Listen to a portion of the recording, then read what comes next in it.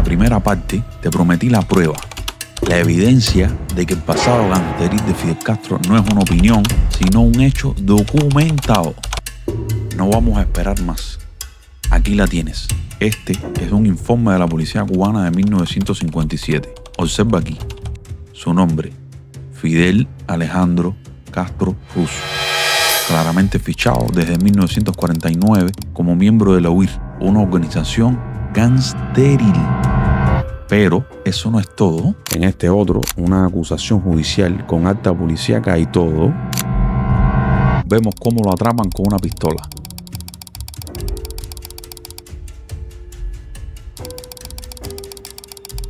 Y el mentiroso de Castro declara que el arma se la dio un amigo suyo cuyo nombre no recuerda en este momento, con el propósito de venderla y así poder pagar su matrícula universitaria.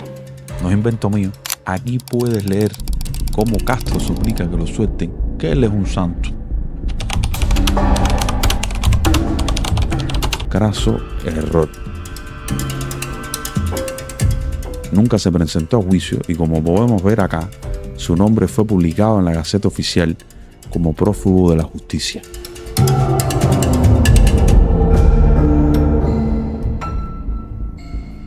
Temiendo represalias del MCR por la muerte de Manolo Castro, Fidel intenta irse del país, pero es detenido.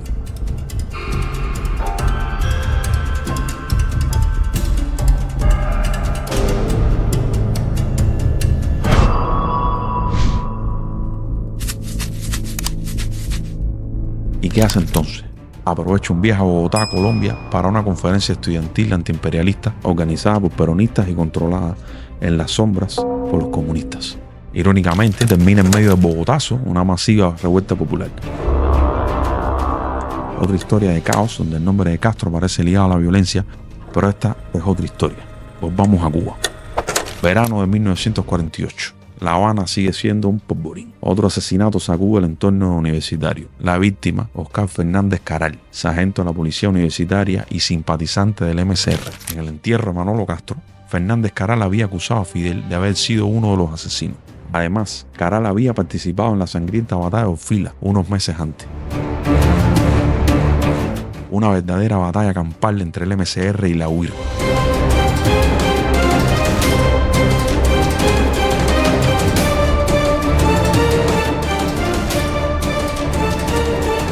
Entre los primeros estaría este que está acá, Emilio Tro, el mentor de Fidel y jefe de facto de Luis, quien sería asesinado tras rendirse. El mismísimo Mario Salavarría, uno de los jefes del MCR, dirigió la operación. Fue apresado por el ejército y condenado más tarde a prisión. Manolo Castro y Fernández Caral estaban marcados por Luis por hacer gestiones a favor de la liberación de Salavarría. La venganza está servida. Manolo Castro sería liquidado en febrero y ahora le toca el turno a Fernández Caral. El 6 de julio de 1948 es acribillado en la puerta de su casa. Antes de morir, logra susurrar una acusación contra José de Jesús Ginjaume, otro líder de la UIR. Pero la historia se complica. Un testigo presencial, Reinaldo Aranda Castillo, identifica a Fidel Castro como uno de los participantes tras ver su foto en archivos policiales. Una acusación directa, pero ocurre algo extraño. Según el historiador Antonio de la Cova, Fidel Castro visita personalmente al testigo Aranda. Poco después, Aranda se retracta, alegando un error en la identificación. De nuevo, las versiones chocan. Vidal Morales, el propagandista de la UIR, insiste.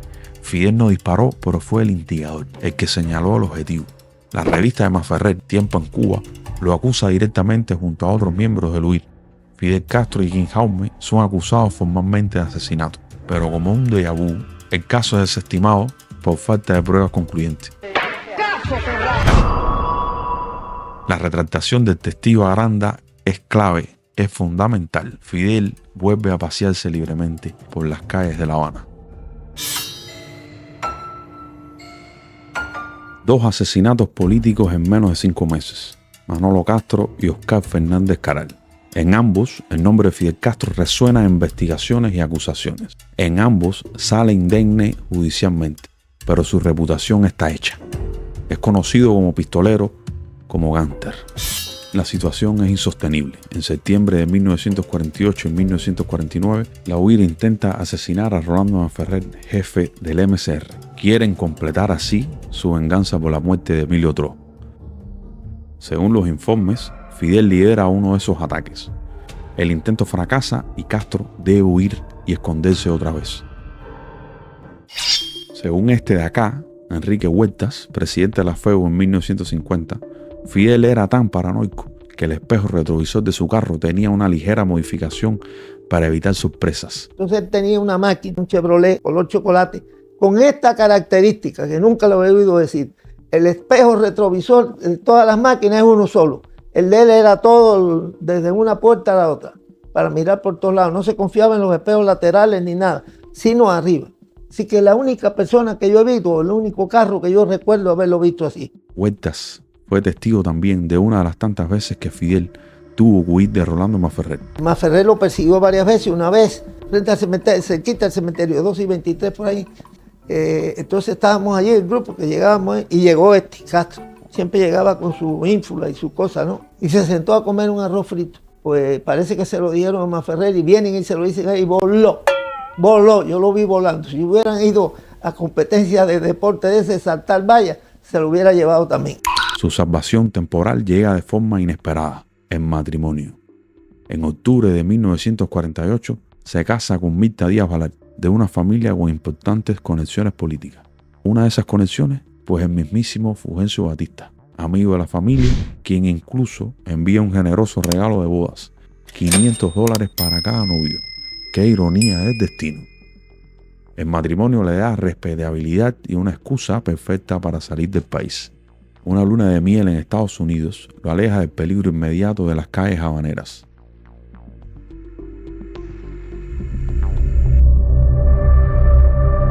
A su regreso, Fidel intenta limpiar su imagen. Se gradúa como abogado, aunque las fuentes indican que con poco éxito profesional. Canaliza su ambición a través del popular Partido Ortodoxo de Eduardo Chivas, denunciando la corrupción del gobierno de Brío. Incluso aspira a un escaño en el Congreso en las elecciones previstas para junio de 1952. Parece buscar la vía electoral. ¿Se ha vuelto Fidel un apaciguado demócrata o todo es un espejismo? Según varios historiadores cubanos, su entrada en el Partido Ortodoxo y su pacifismo tras su boda no es más que una estrategia comunista. Castro es un infiltrado dentro de la ortodoxia porque desde antes de su viaje a Bogotá ya es un colaborador secreto del PCP, el Partido Comunista Cubano. Otros sostienen que no solo colabora, sino que ya es un agente soviético. Según Salvador Díaz Belzón, Castro era un comunista secreto o criptocomunista desde 1943, junto a otros hombres nuestros del partido como Alicia Alonso o Antonio Núñez Jiménez. El anticomunista Chivas, que estaba más loco que el criptocomunista Fidel, terminaría pegándose un tiro en el estómago en medio de una transmisión radial. Cuba necesita despertar, pero mi altabonazo no fue lo suficiente fuerte. Había acusado falsamente a este de acá, el ministro de Educación y profesor de Fidel Castro en la universidad, de haberse apropiado de fondos públicos. Como no pudo probarlo, se intentó matar.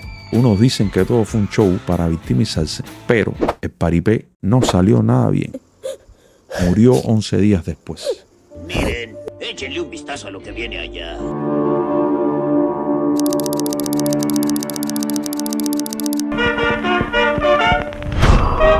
El 10 de marzo de 1952, todo cambia. ¡Silencio! ¡Silencio! Hablo al pueblo de Cuba desde la ciudad militar esta vez. El hombre que le había dado $500 como regalo de bodas y amigo de la familia de su esposa da un golpe de estado.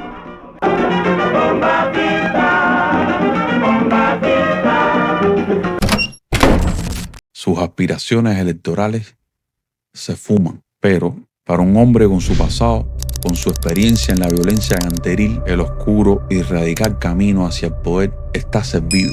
Hemos destapado al pistolero y al comunista encubierto, pero su verdadera obra maestra del engaño aún está por venir. El golpe de Batista no solo le abrió el camino a las armas, sino también a la construcción de su propia leyenda, porque la historia que todos conocen del asalto al cuartel Moncada es una mentira. ¿Qué pasó realmente ese día? ¿Qué mitos construyó el demagogo Fidel sobre su propio fracaso? para convertirlo en una victoria épica? La respuesta te espera acá. Haz clic en el video y descubre los engaños que dieron origen a la destrucción de Cuba.